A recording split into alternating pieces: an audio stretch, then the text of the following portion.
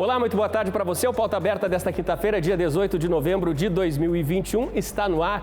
Gente, numa semana que merece destaque, né? O número de casos na média móvel do país caiu mais uma vez e a média móvel chegou ao menor número desde 1 ano e meio atrás. Mais um passo muito importante, né, no combate a essa pandemia, mais um passo de otimismo aí para os próximos dias que virão. Antes de tudo, nesse comecinho de programa, eu quero dizer a você de casa muito obrigado pelo carinho da sua companhia. Nós vamos juntos aqui no Pauta Aberta com notícias, informação, serviço para você. Nós vamos juntos a partir de agora com outros destaques desta quinta-feira. O Ministério da Saúde anuncia reajuste de procedimentos realizados por hospitais particulares conveniados do SUS. Preparativos para o Enem. Você vai ver como estão estudantes para a prova que começa domingo, num ano em que há mais acessibilidade para quem vai realizar a prova digital. O Brasil registra menor média móvel de casos de Covid-19 em 1 ano e meio, enquanto na Europa a disparada de casos preocupa autoridades sanitárias em vários países. E também hoje a gente mostra para você a invasão de caranguejos na Austrália. São milhões deles por todos os lados à procura do mar em tempos de acasalamento. Fique ligadinho com a gente que o Pauta Aberta desta quinta-feira já está no ar.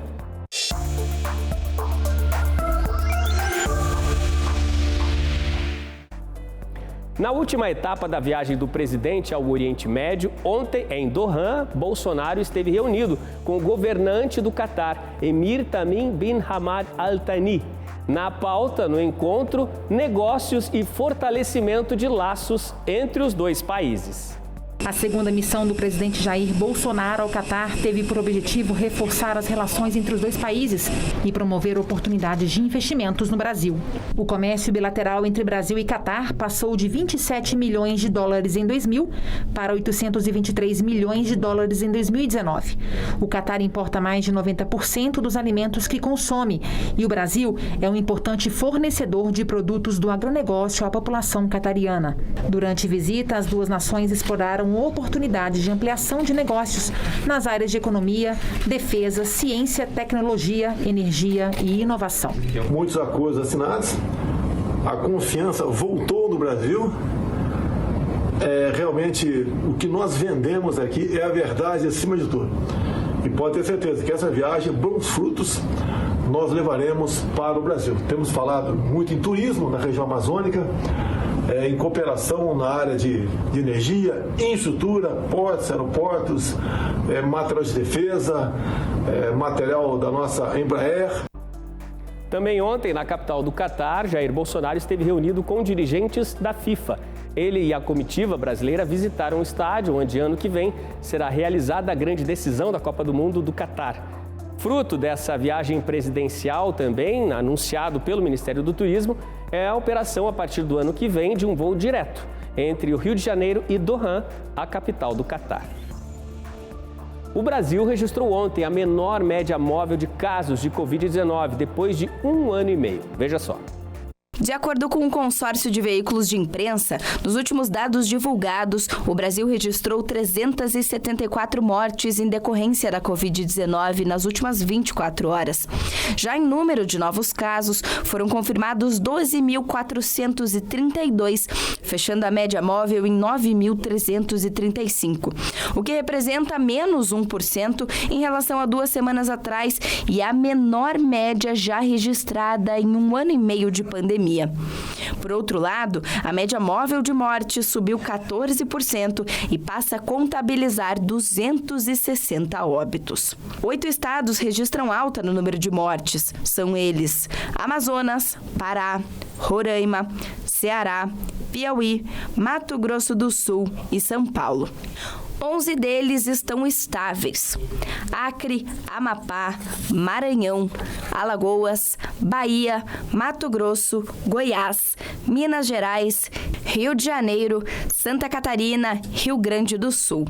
E 7 estados mais o Distrito Federal registram queda nas mortes. É o caso de Roraima, Tocantins, Paraíba, Pernambuco, Sergipe, Espírito Santo e do Paraná. E começou hoje em São Paulo a ser aplicada a chamada dose de reforço ou terceira dose, para maiores de 18 anos, pessoas que já tenham aí confirmadas, né, a aplicação das 2 doses anteriores, num prazo menor. A partir desta definição nova aí do Ministério da Saúde, né, diminuiu de 6 para 5 meses esse prazo, né, entre a segunda dose e essa terceira dose, a dose de reforço, agora para pessoas acima de 18 anos de idade. Além de São Paulo, outras cidades importantes no país, outras capitais, né, Porto Alegre, Goiânia, Campo Grande, Maceió, São Luís, Belém e Palmas também já estão aplicando essa terceira dose nesse mesmo esquema, e a previsão ainda para esta semana, possivelmente amanhã, né, é que a terceira dose também comece a ser aplicada nas cidades de Aracaju e Macapá. E o projeto de lei que prevê passaporte sanitário a quem já foi vacinado contra a Covid está parado no Congresso. Veja na reportagem.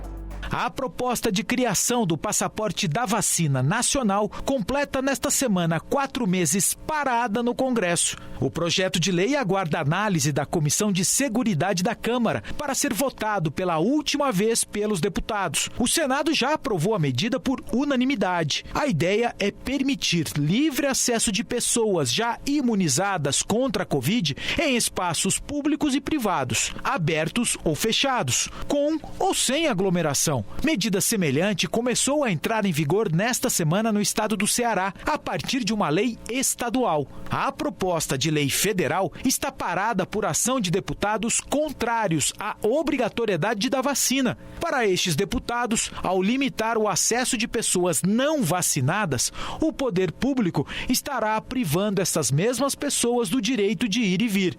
Dados do Ministério da Saúde mostram que os vacinados são maioria no Brasil. 85% dos brasileiros com mais de 12 anos já foram vacinados com pelo menos uma dose. Os imunizados por completo já são 68% da população. E se aqui no Brasil o cenário é de absoluto otimismo com os números da pandemia em queda, na Europa a situação está muito preocupante mesmo. E quem traz todos os detalhes para a gente é a Cláudia Vicentim. Boa tarde, Cláudia.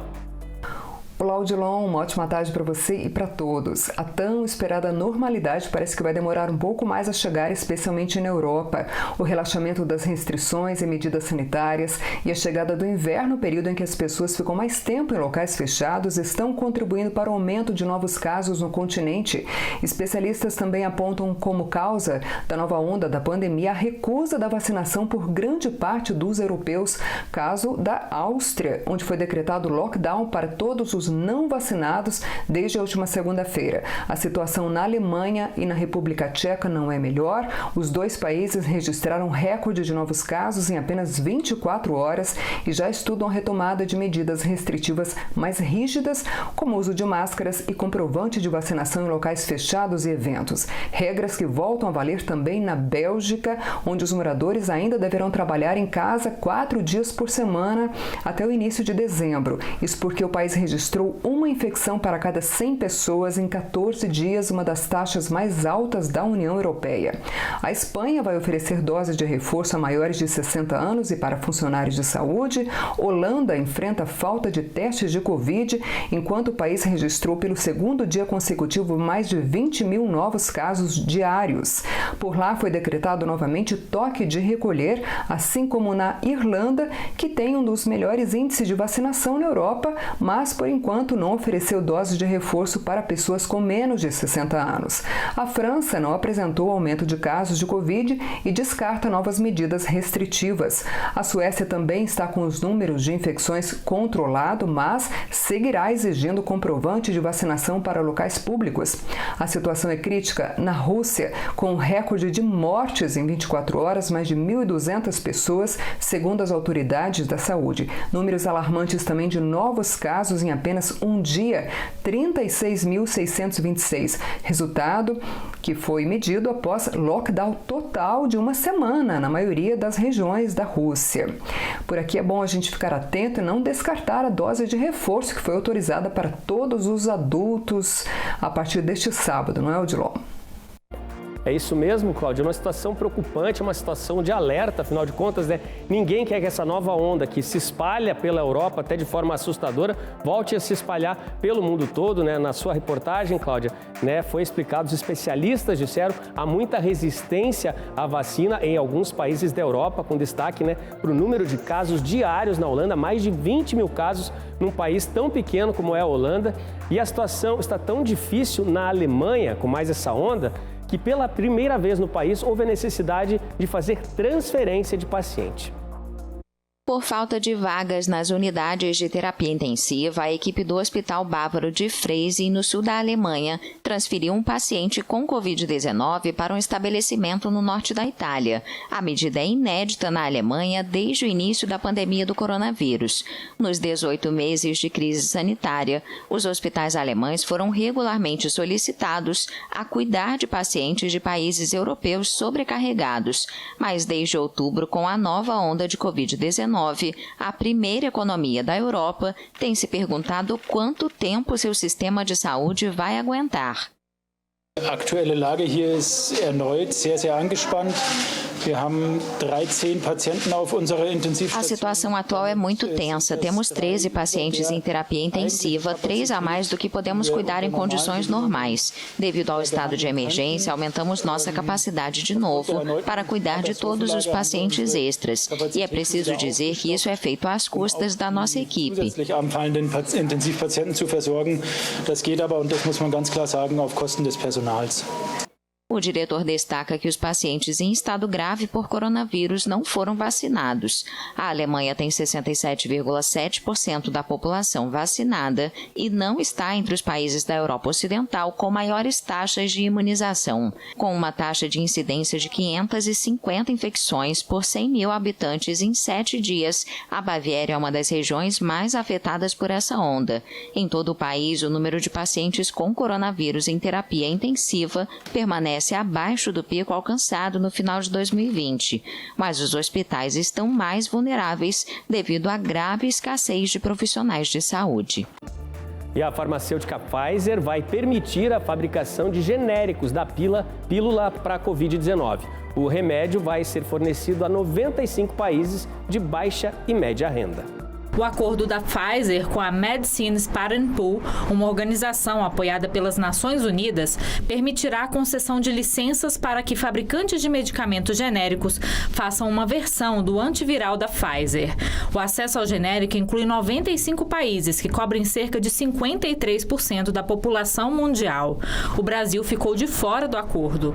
Segundo os resultados preliminares da Pfizer, a pílula conhecida como Paxlovid reduz em 89% a chance de hospitalização ou morte entre pessoas que tomam o medicamento nos primeiros 3 dias do início dos sintomas. O remédio deve ser usado em combinação com ritonavir, um antiviral usado no tratamento do HIV. Pelo acordo de licenciamento, a farmacêutica não receberá royalties sobre as vendas da pílula para a Covid em países de baixa renda. Ela também isentará os demais países cobertos pelo acordo, desde que a Covid-19 continue classificada como emergência de saúde pública. A Pfizer espera fabricar 180 mil tratamentos para a doença até o fim do mês que vem e pelo menos 50 milhões até o fim de 2022. Apenas para destacar, né, o Brasil não será beneficiado neste acordo aí que envolve 95 países.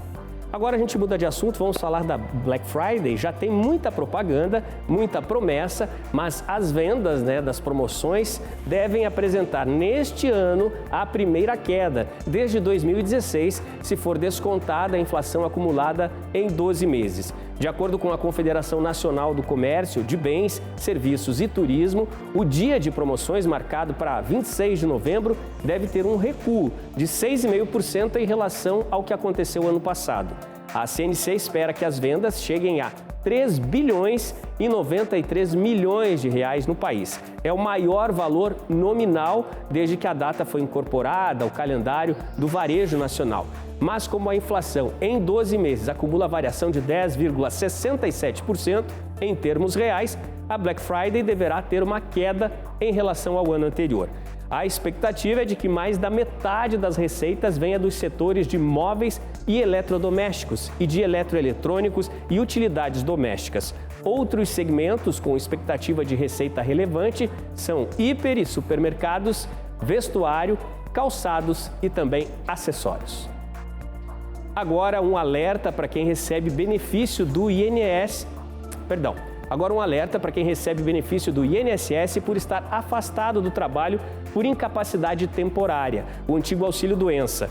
Essas pessoas têm até a próxima sexta-feira, amanhã, dia 19, para agendar nova perícia médica em que será avaliado se o beneficiário permanece incapaz para o trabalho. Quem perder esse prazo corre o risco de ter o benefício suspenso. São 95 mil beneficiários por afastamento temporário. Eles foram convocados, por edital no fim de setembro. O agendamento pode ser feito por meio do aplicativo Meu INSS ou pela central de atendimento número 135. Se o segurado não agendar a perícia, o benefício será suspenso e só será reativado após novo agendamento e novo cadastro. O transtorno do déficit de atenção e hiperatividade é mais comum nas crianças, mas muitos adultos sofrem com as consequências da doença por conta de um diagnóstico tardio. Veja na reportagem. Desde criança, o Marco não conseguia manter o foco nas atividades. O que ele não sabia é que esse comportamento era culpa do transtorno do déficit de atenção e hiperatividade, o TDAH. Me caracterizavam como fosse algo constituinte do meu jeito. A impressão que eu tenho agora com um pouco mais de consciência de que o Marco é um sujeito um tanto difícil. O transtorno do déficit de atenção e hiperatividade é um distúrbio do aprendizado em que a gente tem uma alteração do funcionamento normal que leva aos mecanismos de concentração e atenção, tipicamente na concentração mantida, alternada, e que prejudicam a alfabetização quando tem um início na infância, mas, sobretudo, as próprias atividades diárias, porque o transtorno do déficit de atenção ele não é somente no meio acadêmico, no meio da escola.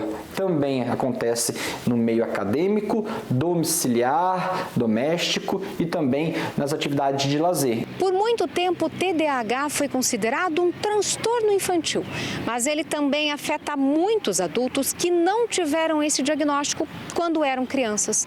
No mundo, cerca de 4% deles têm o transtorno. Só aqui no Brasil, são 2 milhões de pessoas. Uma doença que, nessa fase da vida, leva a comportamentos que prejudicam o trabalho e a vida pessoal. No adulto, em geral, o transtorno de déficit de atenção apresenta-se com alterações de procrastinação, dificuldade para manter ou para realizar, concluir as tarefas, dificuldade para se manter no emprego ou para fazer atividades que demandam um cuidado, um zelo, uma disciplina. Além disso, a gente pode ter inícios de várias atividades, iniciar várias faculdades, vários cursos e nunca conseguir dar cumprimento, terminar tudo isso. No adulto, quase sempre distúrbios psiquiátricos são comuns. Então, o primeiro é impulsividade, quase sempre associados a um transtorno de ansiedade, muitas vezes transtorno de depressão, e que ao longo do tempo, quando não diagnosticados, levam quase sempre a distúrbios alimentares, distúrbios do sono e levam, obviamente, a um adulto insatisfeito, um adulto que precisa de intervenção médica. Para esse psiquiatra, é possível fazer as pazes com o transtorno na vida adulta, mas isso depende do tratamento. Após o diagnóstico, o tratamento se baseia em remédios, Aí tem também a terapia cognitivo-comportamental e atividade física, para ajudar na questão da rotina, na questão de não procrastinar as tarefas, de horário. A família também tem um papel importante nesse processo. O entendimento e a compreensão por parte dos familiares é importante para que a gente saia daquele estigma de que é uma criança que é preguiçosa ou que é um adulto indisciplinado apenas e a gente começa a tratar com seriedade. E mesmo após um diagnóstico tardio, hoje, o Marco se sente aliviado. Tentando descobrir por que eu sofri tanto e como é que agora eu consigo dar conta de me relacionar com isso. É como se eu abrisse uma porta que estava fechada há muito tempo na minha vida, de repente eu abro a porta e estou descobrindo uma dimensão que eu não tinha noção. Vamos para o intervalo, gente? No próximo bloco a gente mostra imagens impressionantes na Austrália, da invasão de caranguejos que precisam se deslocar da floresta para o mar em tempo de acasalamento. Não saia daí, estou esperando você.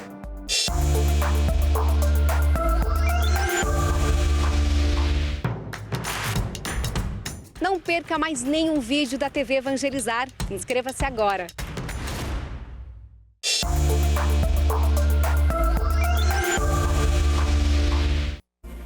Pauta aberta de volta para esse segundo bloco. O Ministério da Saúde anunciou o reajuste de procedimentos feitos pelo SUS nos hospitais particulares que são conveniados.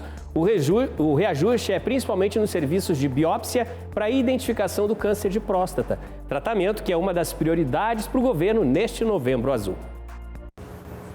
Cuidar da saúde também é coisa de homem. A frase é a contribuição deste ano do governo brasileiro para a campanha mundial Novembro Azul. A campanha internacional conscientiza sobre a necessidade da prevenção e de cuidados em geral por parte da população masculina.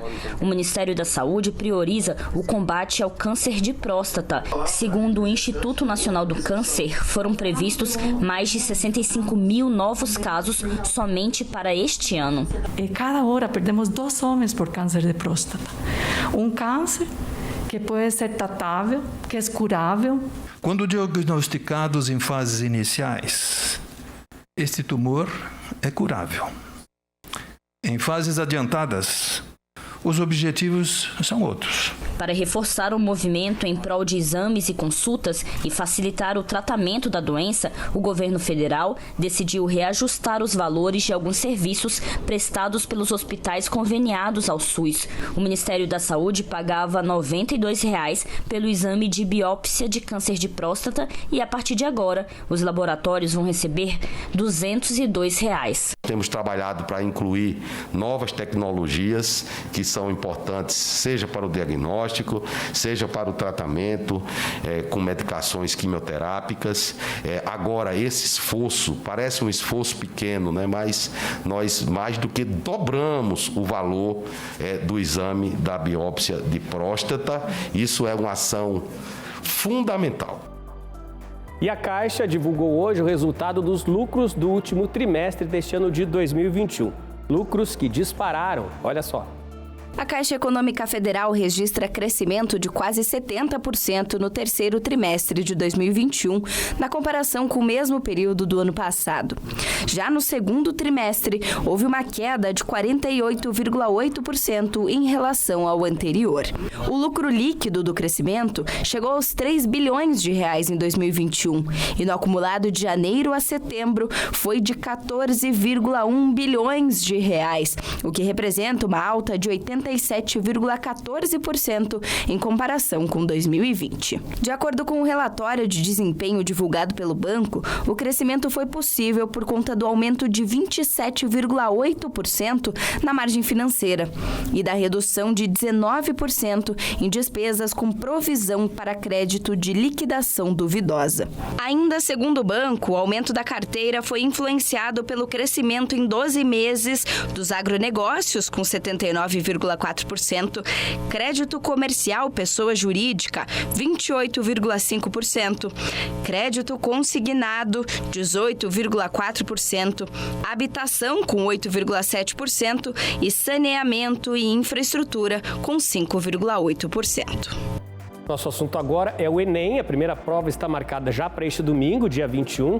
Os estudantes estão prontos, é hora daquele momento final, né, que pode fazer a diferença, garantir uma vaga importante na faculdade para o ano que vem.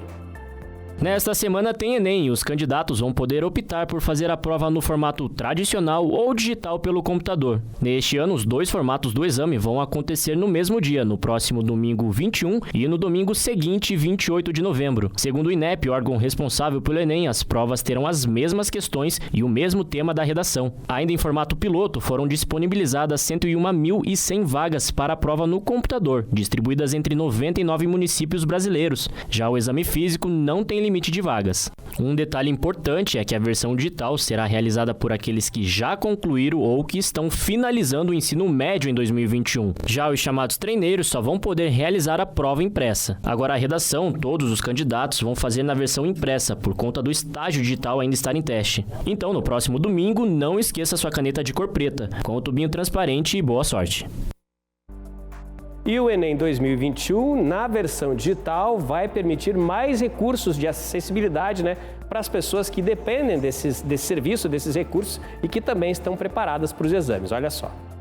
A aplicação do Exame Nacional do Ensino Médio no formato digital terá mais acessibilidade na versão de 2021, que será realizada nos dias 21 e 28 de novembro. Entre os recursos inéditos para quem vai fazer a prova pelo computador estão exames ampliados ou superampliados, indicados para alunos com baixa visão, e tradutor-intérprete de Libras, a língua brasileira de sinais.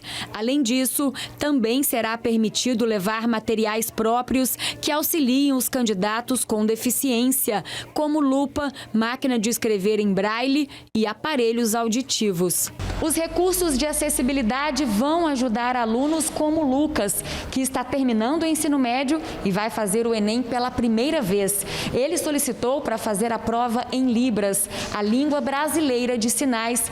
Como também tem baixa visão, ele pediu um guia intérprete, que vai ajudar na locomoção durante o exame.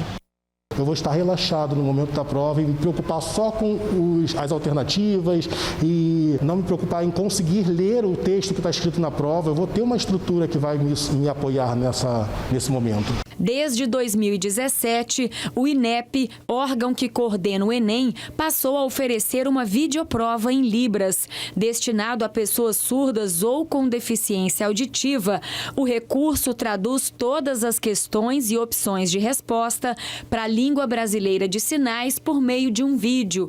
Em 5 anos, mais de 5.000 candidatos realizaram o Enem por meio dessa modalidade. É uma chance que ele tem de fazer a prova em pé de igualdade com os alunos ouvintes e garantir o seu acesso à universidade. Para esta professora, a acessibilidade também deve continuar durante a universidade. Quando ele está na faculdade, o acesso ao intérprete, por exemplo, não deve ser visto como um acessório, como um favor, é direito desse aluno, porque ele é uma minoria linguística, ele precisa ter a língua dele respeitada. E apesar de vários setores terem sofrido os duros impactos da pandemia, o mercado literário tem motivos para comemorar. A venda de livros aumentou 39%. As páginas repletas de histórias ficaram meio esquecidas. O mercado literário registrou perdas de até 50% na pandemia. Para o proprietário dessa livraria, que existe há mais de 50 anos, o que manteve o negócio nesse período foi a tradição. A livraria poderia dizer, tem uma tradição de que as pessoas aqui vêm pela amizade e pelo bom livro. Mas depois de um início complicado, as pesquisas mostram que a pandemia virou a página para o mercado literário. A venda de livros aumentou 39%. Eles voltaram a ser os melhores companheiros para muita gente. Eu passei por uma fase de saúde, muito rigorosa. Passei por 7 AVCs. Então, assim, eu tenho que ler para poder ativar a minha mente. E foi muito importante para mim. Qualquer coisa eu leio. É um hábito que ele nunca foi abandonado, Talvez ele foi subestimado nesses últimos tempos, mas ele nunca foi abandonado. Porque tentou-se a revolução digital, então eu mesmo comprei um Kindle, tentei migrar parcialmente para a leitura digital, mas não é a mesma coisa.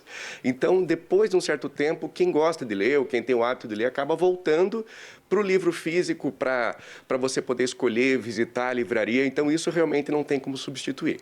O presidente do Sindicato Nacional dos Editores de Livros conta que o crescimento surpreendeu. Nós tivemos muito medo, muita incerteza do que iria acontecer, enfim, em geral, com as livrarias fechadas e com as pessoas em casa, mas de repente a partir ali de agosto, setembro, o que a gente viu foi uma reconexão muito grande das pessoas com o livro e a leitura.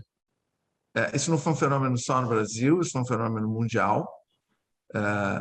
Mas aqui no Brasil a gente vinha de um período tão difícil, né? De 2015 em diante, nós tivemos anos de recessão, depois nós tivemos fechamento de livrarias, quer dizer, a indústria do livro vinha com notícias ruins.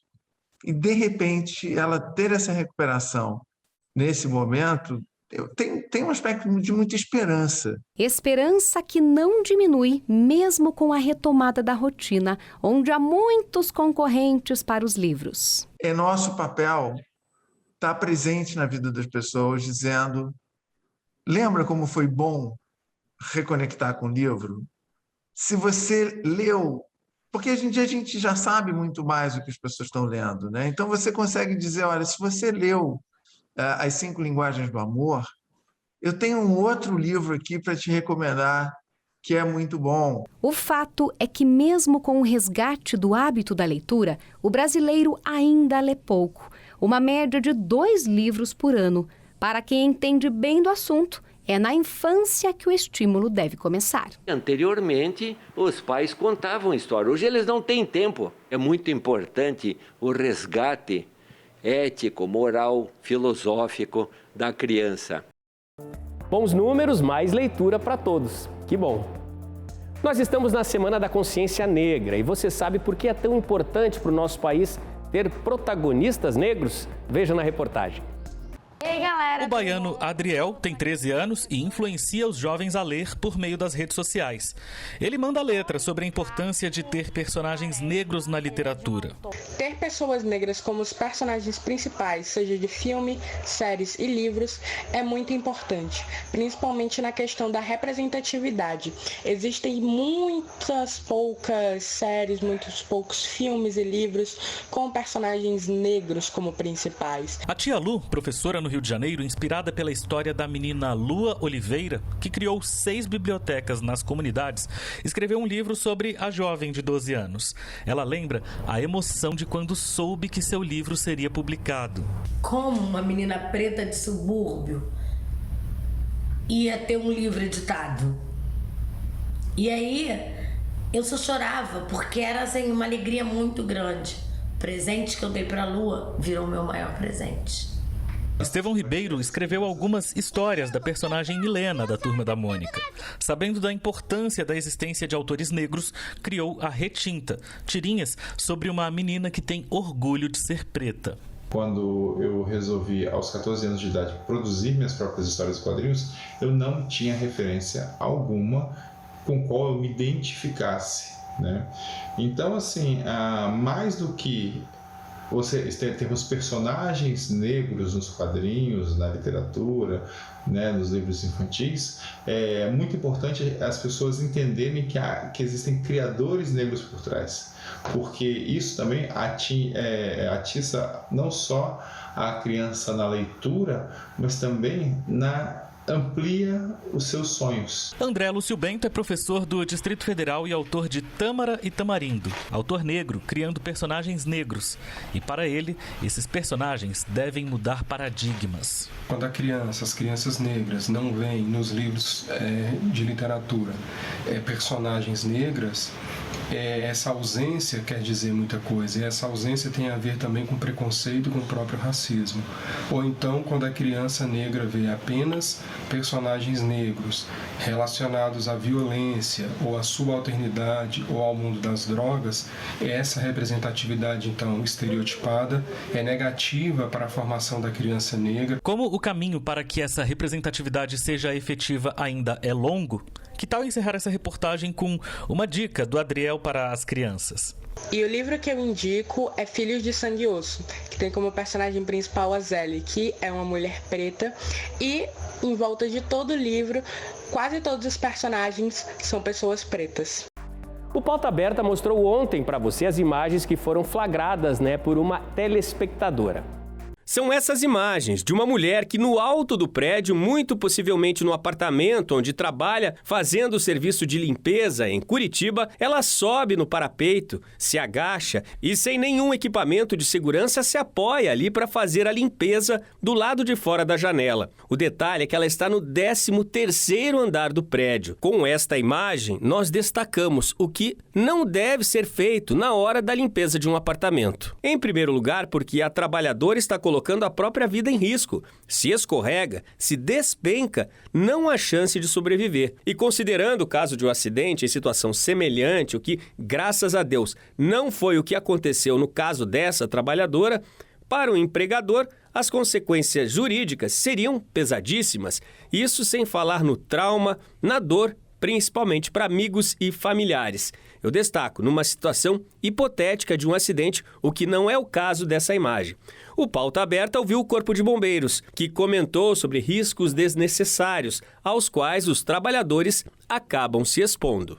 Nós do Corpo de Bombeiros sempre estamos preocupados com a segurança das pessoas, principalmente quando observamos situações nas quais, apesar da execução de um serviço simples, como por exemplo, limpar a janela de um apartamento num edifício mais alto, as pessoas acabam se expondo a um risco desnecessário por não saberem exatamente o que estão fazendo. Observamos casos nos quais quem está fazendo a limpeza acaba se apoiando na esquadria metálica, sem saber se essa esquadria foi bem feita, se ela está bem fixada, se essa janela passou por manutenção, e confiam a sua vida, todo o seu peso, àquele equipamento, aquele material que está ali. Mas e aí? Qual alternativa nós temos em casos como esse, para que a janela possa ser limpa sem que haja uma exposição da vida de quem faz esse serviço? Bom, Major, nesse caso as pessoas podem procurar equipamentos específicos para realizar a limpeza com segurança. Esses equipamentos normalmente são rodos com cabos maiores que permitem o alcance daquelas regiões mais distantes desse vidro sem que a pessoa precise se pendurar na janela, colocando em risco a sua vida. Essa é uma recomendação do Corpo de Bombeiros. E não esqueça, em caso de emergência, o nosso telefone é 193. Recado importantíssimo deixado aí por quem é especialista em segurança, pelo pessoal do Corpo de Bombeiros que preparou para nós todas essas explicações aí. Eu agora te convido a dar uma rápida passagem pela Austrália. É de lá que a gente traz uma das imagens mais impressionantes do dia. São tempos de migração para esses caranguejos e eles estão por todos os lados, aos milhões. São dezenas de milhões. Cruzam estradas, avançam sem parar. E não há obstáculo, por mais alto que possa ser, que eles não superem nessa rota de migração. O desafio é fazer o deslocamento da floresta para o mar, onde é o desejo de todos chegar para mais uma temporada de acasalamento. São tantos que algumas estradas chegam a ser bloqueadas para que eles passem sem correr riscos. Ganham preferência total para a travessia nesses tempos. Inclusive, há pontes que foram erguidas justamente para que eles possam passar mais seguros. Depois, as milhões, bilhões de ovas serão despejadas no mar. É o milagre da vida num ciclo que se repete todos os anos, para fascínio de todos nós. Gente, difícil de acreditar, né? Na quantidade de caranguejos invadindo todos os espaços nessa região da Austrália. Nosso assunto agora é a Série B do Campeonato Brasileiro. Coritiba e Botafogo já garantiram vaga para a Série A no ano que vem. Nessas últimas rodadas, a disputa está apertada na zona de classificação e também entre os times que querem escapar do rebaixamento. Hoje começa a 37ª rodada do Campeonato Brasileiro da Série B, com o jogo entre Sampaio Corrêa e Cruzeiro às 9h no Estádio Castelão. Faltando 2 rodadas para o fim da competição, as disputas seguem abertas nos 2 lados da tabela. No topo da classificação, Coritiba e Botafogo jogam a Série A em 2022 e as torcidas estão em festa. Goiás com 61 pontos, Guarani 59, Avaí 58, CRB 57 e CSA 56 continuam na briga pelas 2 vagas restantes. Na parte de baixo da classificação, Ponte Preta com 43 pontos, Brusque, Remo e Londrina com 41 e Vitória com 40 estão lutando para permanecer na Série B em 2022. Está liberada no Uruguai a capacidade máxima de público em eventos abertos para pessoas vacinadas contra a Covid-19. autorização do governo do Uruguai, tá certo, gente? Mas a Conmebol liberou 75% para as grandes decisões da Copa Sul-Americana, que acontece neste sábado, entre Atlético Paranaense e Bragantino, e também para o jogaço entre Palmeiras e Flamengo, né? Decisão da Libertadores. Veja na reportagem. Previsão de estádio cheio nas finais da Copa Libertadores. Nesta terça-feira, o governo uruguaio liberou 100% da capacidade para eventos esportivos ao ar livre para vacinados contra a Covid-19 a partir do próximo domingo. O duelo entre Flamengo e Palmeiras para definir o campeão das Américas está marcado para o sábado seguinte, dia 27. De acordo com a Conmebol, todos os ingressos disponíveis até o momento para a partida já foram vendidos e uma lista de espera aguardava pela liberação de mais entradas. Montevidéu vai ser a capital do futebol sul-americano por uma semana, com 3 grandes confrontos marcados para o Estádio Centenário. Neste sábado, Atlético Paranaense e Red Bull Bragantino disputam a final da Copa Sul-Americana. No domingo, é a vez da decisão da Copa Libertadores Feminina entre o Santa Fé colombiano e o vencedor de Nacional do Uruguai e Corinthians. Autoridades uruguaias preveem que mais de 240 aeronaves fretadas cheguem para a final masculina, além de mais de 200 ônibus. O Ministério do Turismo afirmou que são esperados cerca de 60 mil visitantes, 90% deles brasileiros, que podem gerar uma receita de 30 milhões de dólares ao país. E com essa notícia animadora, para quem se programava para ver a decisão no Uruguai, né, a decisão das Libertadores, e não tinha conseguido ingresso, agora há chances aí, mais espaço nas arquibancadas, porque anteriormente já todos os ingressos haviam sido vendidos. A você de casa, muito obrigado pela companhia. A gente volta a se encontrar amanhã à tarde aqui no Pauta Aberta. Eu estou esperando você.